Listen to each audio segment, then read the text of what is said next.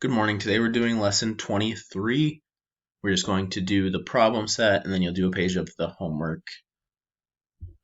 Measure the lines below in inches, record the data using tally marks on the table provided. Okay, so I measured these ahead of time so I know them.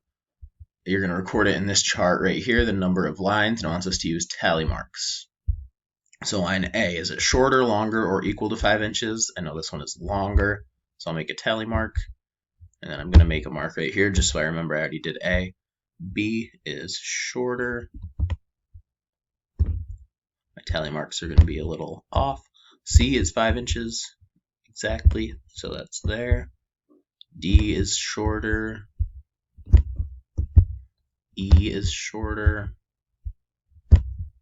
And F is shorter.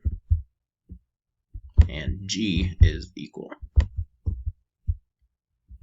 Okay, so I just want to make sure I got them all. So there was 1, 2, 3, 4, 5, 6, 7 lines. And I have 1, 2, 3, 4, 5, 6, 7. So I did get them all. All right, so there we recorded our data with tally marks. And now we have to answer the questions. How many more lines are shorter than 5 inches than are equal to 5 inches? So shorter is 4. And how many more are there? Were equal. So there are 1, 2 that were equal.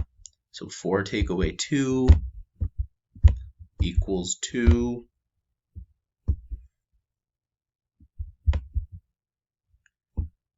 And 3, what is the difference between the number of lines that are shorter than 5 inches and the number that are longer than 5 inches? So shorter was 4, we said.